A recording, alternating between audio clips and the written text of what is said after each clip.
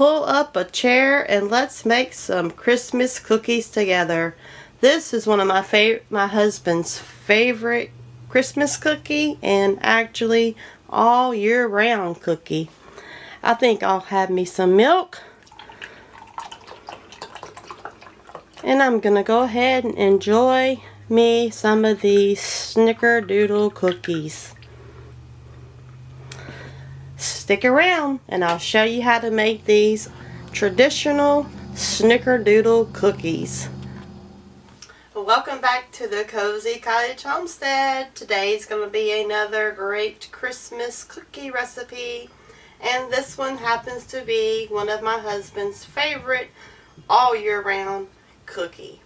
So it is called the Snickerdoodle.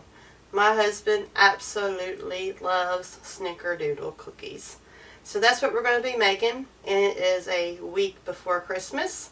So I hope y'all have all your goodies, getting them made up and getting ready for all your Christmas celebrations and family get-togethers. It's time to get going with all that stuff. And cookies are great. You can make them a week or so ahead of time and they'll do just fine. So I'm going to read you a little history first on the Snickerdoodles. Snickerdoodles cookies is one of the fewer recipes that use cream of tartar. So it made me wonder, why does it have cream or tartar in it? So I am going to read what I found out about why is cream of tartar used in Snickerdoodle cookies. And this is what I found out. The acid in the cream of tartar gives Snickerdoodles their distinctive tangy flavor, and the chew happens because the cream of tartar prevents the sugar in the cookie dough from crystallizing into crunchiness. So I guess that's why you just get that lovely texture of that just moist, chewy Snickerdoodle cookie. Who knew? I guess none of us. Well, maybe some of y'all did. So now we all know why they use cream of tartar in the Snickerdoodle cookie. And I want to share just a little bit more information about the Snickerdoodle cookie to tell you where it came from. And from what I could find out on all my researches, it says they were likely brought to America by Dutch German immigrants. And they were always popular among the Amish and the Mennonite community. And their popularity skyrocketed in 1891. So, go figure.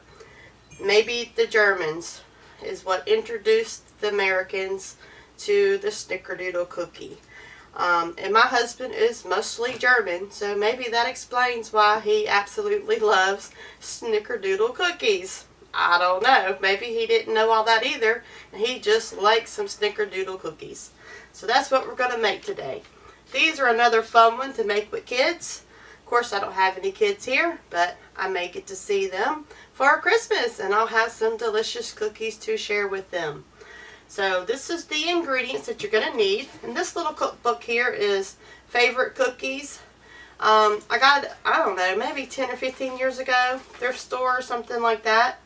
It's just a little small cookbook just on cookies, but it has that Snickerdoodle recipe in there, so that's a great one for me. So we're going to do this one, a traditional Snickerdoodle cookie. You're going to need a half a cup of butter, softened, a half a cup of vegetable shortening, 1.5 cups of sugar, 2 eggs, 2 3/4 cup of all-purpose flour, 2 teaspoons of that cream and tartar, and 1 teaspoon of baking soda, 1/4 teaspoon of salt, and at the end, as if you know, this is a traditional one, you roll around the cookie dough in cinnamon and sugar. Now it says about 2 tablespoons of sugar and about 2 teaspoons of ground cinnamon. I have a mix that I keep mixed up. This container actually says cinnamon topping, and I have had it 10 or 15 years, no lie y'all, for real.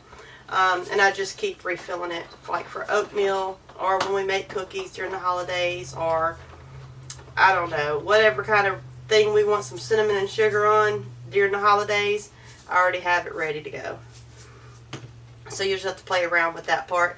And it's pretty common recipe, so you can find it pretty much anywhere. So the first thing it says to do, in a large mixing bowl with an electric mixer, beat your butter, shortening, and your 1.5 cups of sugar and 2 eggs. Mix in one at a time the eggs until well blended. So we're going to go ahead and do that. And I'm sorry if y'all hear my kitties. They're not too happy with me right now. Making them stay inside right now. So that is our butter, and let's get our shortening.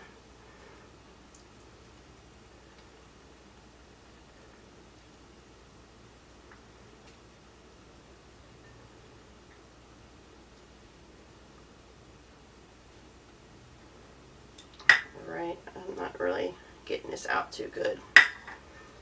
Alright, so that's good enough, and we have our 1.5 cups of sugar.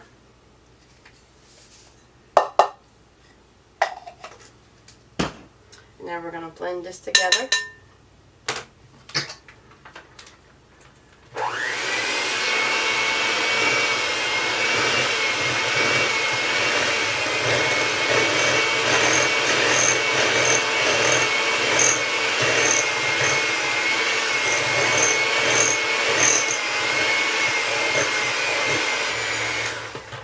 Okay, we're going to add our eggs one at a time. These are fresh jarred eggs. Always check them.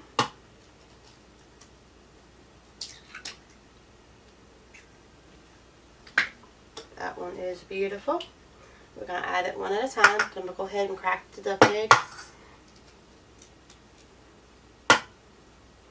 So we'll have it ready to go. I can get it cracked open. There we go. Beautiful yolk.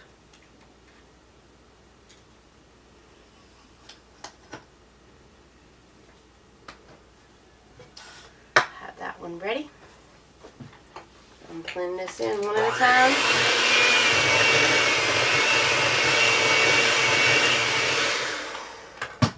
Now let's add the other egg and mix it in very well too.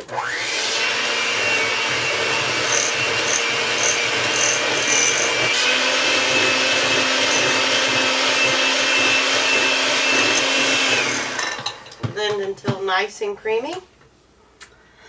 Now we're going to put in our flour and the other spices, which is the cream of tartar, baking soda, and salt. So we're going to slowly, well, it doesn't really say slowly add in the flour, but I know it's going to be easier if I go slow with it.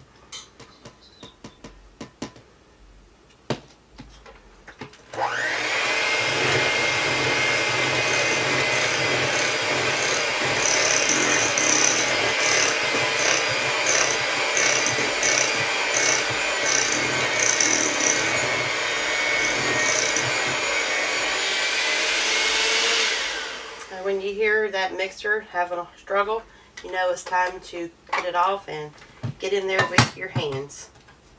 So that's what we're going to do. Save what we can off of these mixer beaters.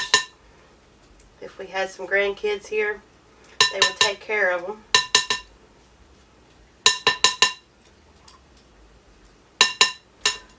Okay. These in the sink. I'm going to go ahead and add my baking soda and salt and cream of tartar and the rest of the flour. Move this out of the way, and let's get this big old spoon. Start stirring with it first, mixing it together first before we get our hands in there.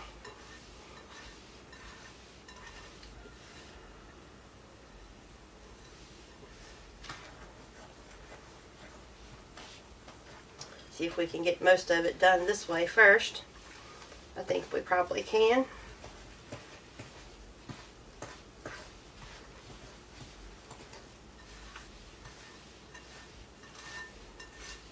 And this says it makes about, it says close to 6 dozen cookies, so we'll see.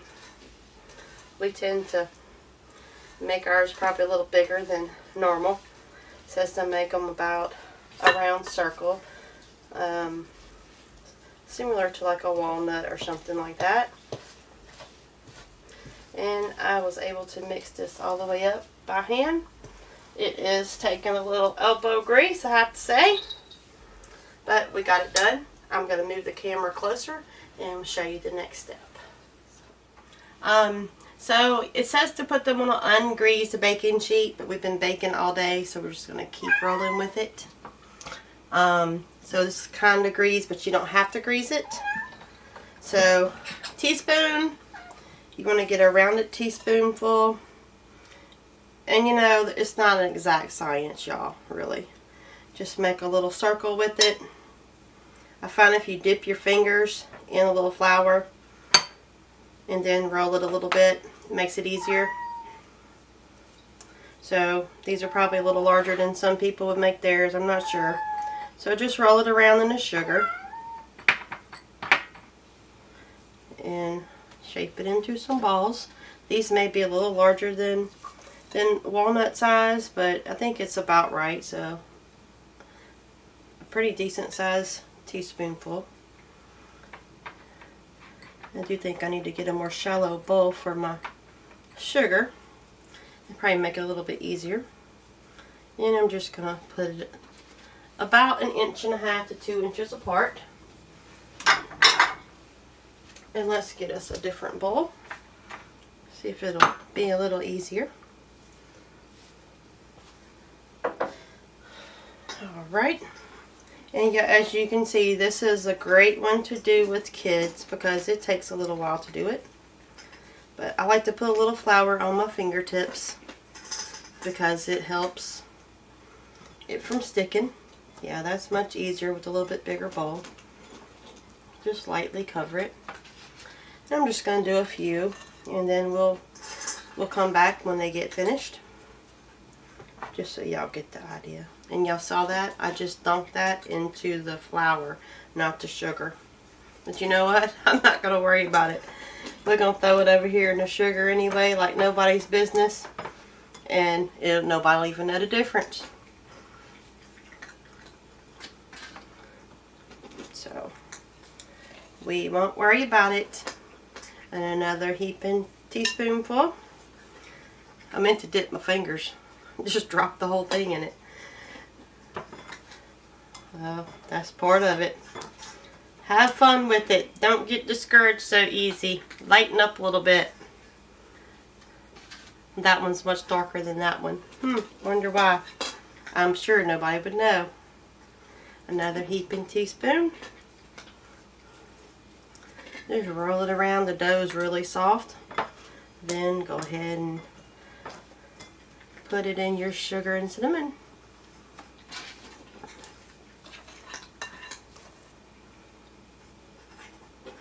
And just keep going.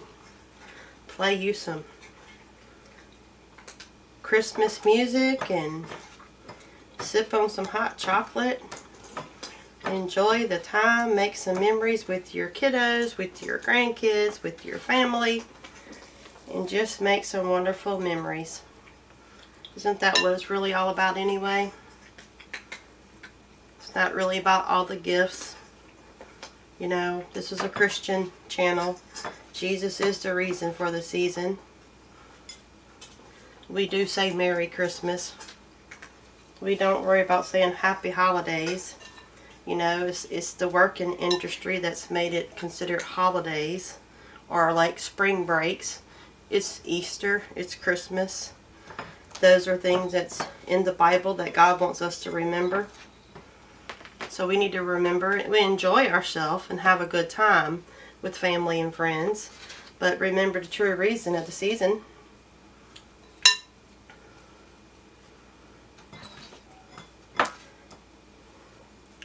And I personally was not one of those that didn't tell my son when he was little the true, what it really meant, that there wasn't no Santa Claus. Yeah, I was a spoiler alert, I guess, but I just felt like, you know, to be honest with your kids, why lie to them about it? You know, there really was a man named Saint Nick.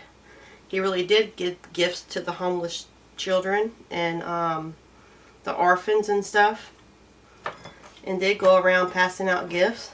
But now it's just become this big commercialized thing, and I'm sure that's going to offend some people, but you know, I like to stick to what the true meaning of stuff is and keep that kind of going, so that the true meaning of Christmas and the history of Christmas, how it actually got started. And I'm not talking about the pagan holiday. I'm talking about Christmas. Jesus Christ being born of a Virgin Mary. And remembering that, because I think it's important. And I like to share tad bits of information on my channel, because this is a homesteading channel and I am enjoying meeting people, and I'm picking up some new subscribers, and I am very thankful for each and every one of you. But this is also a video journal of the journey of my life, so that my grandchildren can fall back on this one day and might want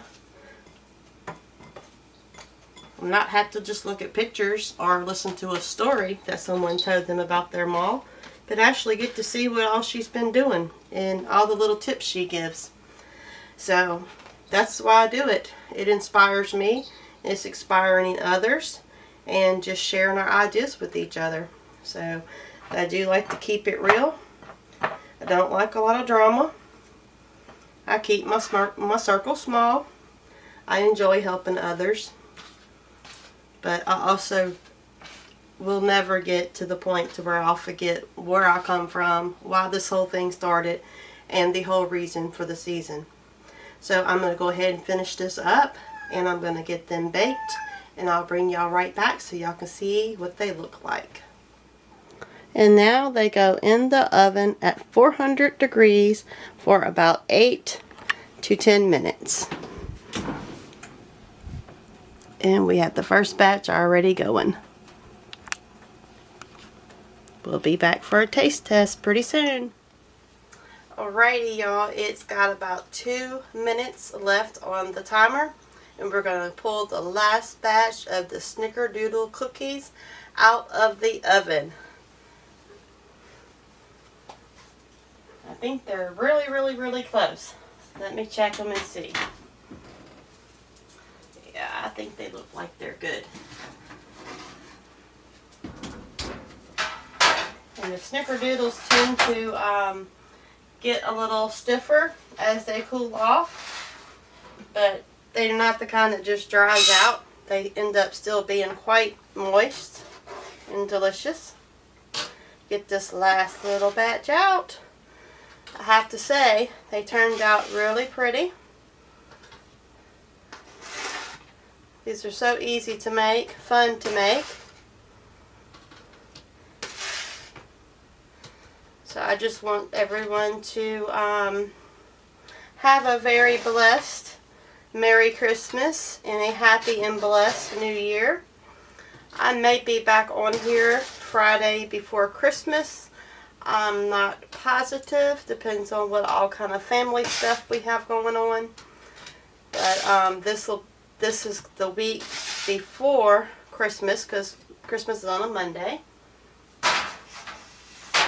So that may be the only video I make for this week. I'm not sure. I'll see how it goes. We may actually have a walkie-talkie on the Wednesday before Christmas, but I know the week of Christmas, maybe even leading up to New Year's, I think my husband's going to be off during that time, so I'm pretty sure we're going to be doing some hunting and some stuff around the homestead, catching up on some stuff, if the weather allows for it. Depends on how yucky and rainy it is. But anyway, this is our Snickerdoodle cookies. Ended up having, I want to say 4 dozen, so it didn't quite make what they say it makes, because ours is probably a little more generous in size. But and for those of you that may not have known what the real true meaning of Christmas is, I was thinking about that whenever I was finishing up baking. If you don't know, you honestly just do not know, you can read in the Bible in Luke 2:12 through 4, and that'll give you a general idea what this Christian thing is about, when Jesus was born, and how we come up with the Christian belief of Christmas and what it's all about. Just in case there's some that may not know, it may have never been told or taught, I just thought I'd share that, because I wouldn't be who I was if I didn't want to take the time to share that, because if you're not ashamed of your God, you definitely want to share it with everyone else. And, you know, as being Christians, we're supposed to share God's Word with others and share His love and joy and mercy and all just the wonderful things that Christ has done for us. So anyway, I won't go off too much on that. I just kind of touch on that sometimes, just so everyone knows where I stand. Of course, I have my own opinion and could probably could do a lecture on it, but that's not what I'm here to do today. Today we're making Snickerdoodle cookies for Christmas. But I do hope everyone has a blessed and Merry Christmas and a blessed and Happy New Year, in case I don't see you back. So that's all for today, is the Snickerdoodle cookies. So farewell, Homestead family, friends, and neighbors from the Cozy Cottage Homestead.